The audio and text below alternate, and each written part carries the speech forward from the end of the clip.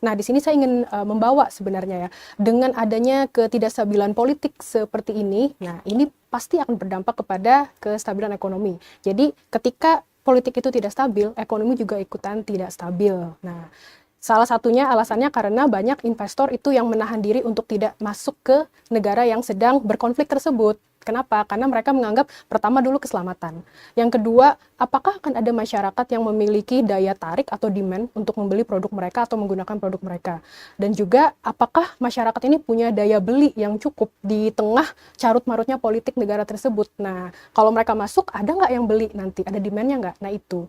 Jadi investor ini tidak mau masuk, atau mungkin misalnya ada multinational company atau perusahaan multinasional ini yang menganggap awalnya ya, wah Indonesia ini adalah sebuah negara yang potensial di Asia Tenggara untuk kita masuki, untuk kita ekspansi bisnis. Karena kan kita juga 200 lebih juta jiwa yang ada di sini, kemudian juga sebenarnya kita memiliki pertumbuhan ekonomi juga meskipun sangat moderat ya. Nah, jadi mereka merasa bahwa bisa menjadi pasar potensial untuk dimasuki.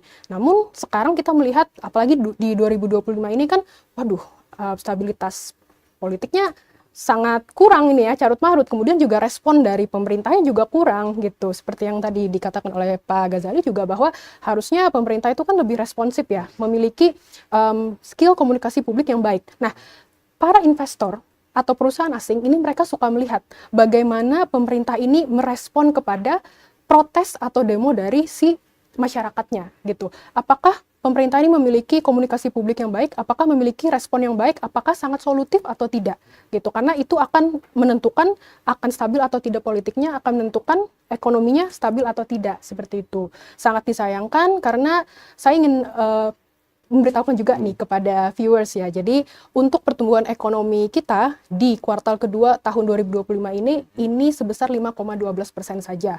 Jadi year on year, kalau kuartal kedua 2024 itu cuma 5,05%. Yeah.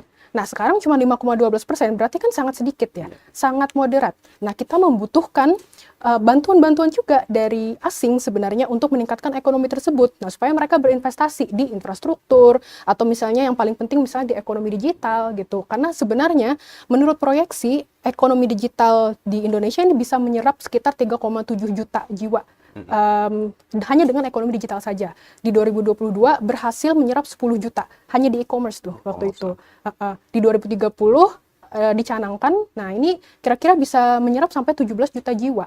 Tapi ekonomi digital, digitalisasi ini kan membutuhkan infrastruktur yang sangat rumit dan mahal tentunya. Nah, kalau dari dana pemerintah saja mungkin kita tidak sanggup ya, karena pemerintah ini kan juggling, berusaha menyeimbangkan nih antara defisit, infrastruktur, kemudian juga belanja negara, belanja sosial dan segala macamnya. Nah, mau nggak mau kan berarti harus meminta tolong kepada asing. Tapi kalau misalnya tidak stabil seperti ini politiknya, bagaimana mereka mau berani untuk masuk seperti itu.